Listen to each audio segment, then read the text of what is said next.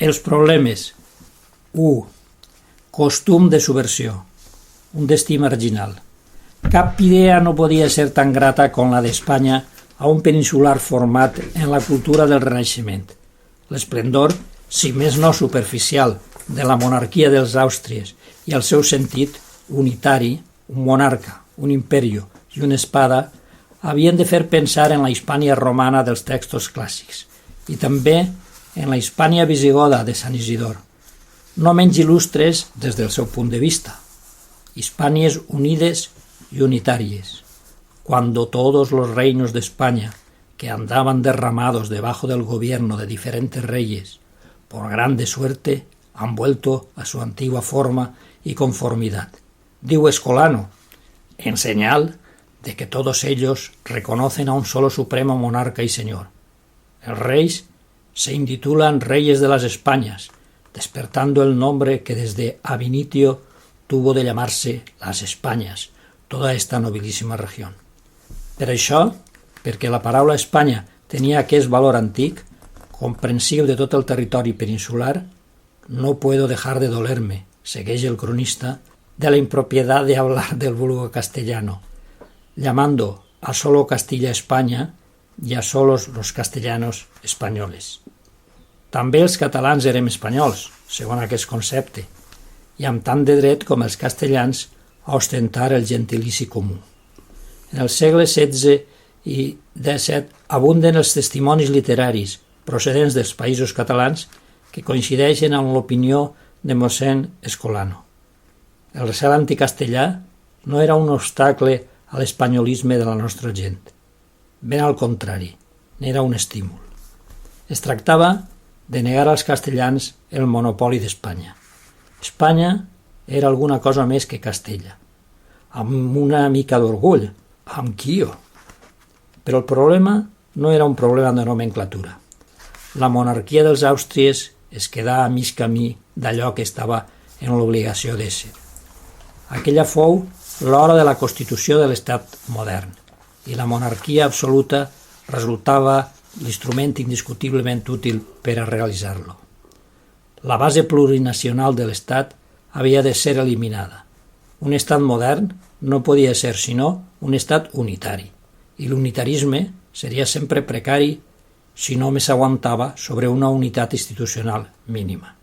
Els àustries, entretinguts en les aventures polítiques europees i americanes, van creure que bastava el fet de l'autoritat reial única per a relligar els pobles que dominaven. Ells descansaven sobre Castella i sobre Nord-Amèrica. Els era suficient.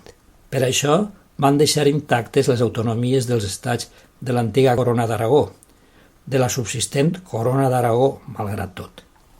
Deixarem de banda tota hipòtesi sobre si un Carles V o un Felip II podien haver efectuat un cop d'estat que suprimís els règims autònoms del litoral mediterrani de la península. La realitat és que aquells règims van sobreviure a la Constitució i a la consolidació de la monarquia absoluta que, en bona lògica, hauria d'haver-los destruïts. Quan el comte-duc d'Olivares ho intentà, en el regnat de Felip IV, ja era massa tard. L'estat unitari es frustrava. L'Espanya dels Àustries adopta una articulació al capdavall ben poc unitària. D'un costat s'hi aferma un centre, Castella, el poble atlas de la monarquia, la cort que s'instal·lava establement, les oligarquies locals que explotaven el poder. De l'altre cantó hi havia els pobles de la perifèria, els quals quedaven abandonats a ells mateixos, perquè en respectar les autonomies els àustries respectaven més coses. Respectaven també uns sistemes constitucionals totalment incompatibles amb la monarquia absoluta. Els règims forals no solament eren una diferenciació, diguem-ne, estatal entre un regne i el regne veí, eren, al mateix temps, unes complicades barreres de lleis que travaven l'exercici de l'autoritat omnímoda del sobirà. En 1520, les Germanies, Carles V expressava al comte de Melito, virrei de València, la seva incomoditat davant els obstacles forals. L'emperador Recuerdo a Melito que hay tiempos y casos en que el sufrimiento y disimulación valen mucho per a l'èxit d'un governant, entenent-hi per sufrimiento concesiones y per disimulación maquiavelisme. Y es más necesario en estos reinos donde se ayudan de privilegios y libertades que en otras partes donde el mando y poderío real es absoluto. A Castella, sens dubte, el mando y poderío real era absolut. Així, no. La perifèria mediterrània se dirigia enfront del monarca a la seva cuirassa foral.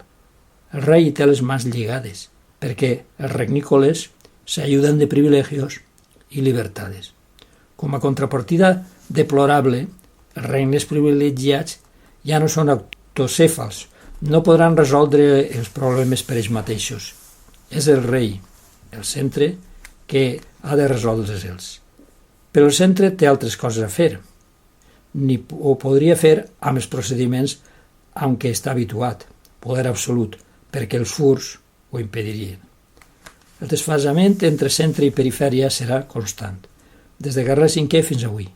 Importa poc, ara, si el toc òptim ve d'un costat o de l'altre. L'important és que es tracta de dues zones político-socials que la monarquia dels Àustries, societat anònima constructora de l'estat espanyol, no aconsegueix de fondre en una sola. I com que la monarquia s'identifica amb el centre, la perifèria queda condenada a viure al marge. La perifèria, doncs, ni fa ni deixa fer. No fa perquè sense un cap propi no pot fer.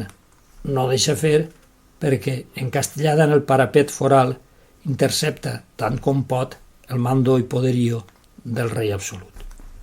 Quan Felip V, amb la nova planta, assola l'anacrònic edifici medieval dels privilegios i libertades, la situació de fet no és alterada. L'estat borbònic és ja un estat unitari, però la perifèria segueix sent perifèria i el centre, centre. La revifalla econòmica del 18 accentua la diferència entre ambdues zones. Tot el centripetisme intel·lectual i polític dels perifèrics dels 700, tots els lligams econòmics que aleshores s'estableixen entre els diversos pobles de la monarquia no suprimiran ni tan sols atenuaran la divergència. Centre i perifèria han esclerosat les respectives posicions. El centre es creu la part suprema de l'Estat. La perifèria es troba postergada dins l'Estat. Entre l'un i l'altre hi haurà una tensió contínua. El centre esdevindrà automàticament autoritari respecte a la perifèria. La perifèria es fa sistemàticament protestatària respecte al centre. Un estat unitari i autèntic ho hauria evitat. Tot això, però pot ser, l'estat unitari era una simple utopia. Perquè marxés bé, calia que fos unitari en un pla més profund que la mera superestructura de l'organització jurídico-administrativa.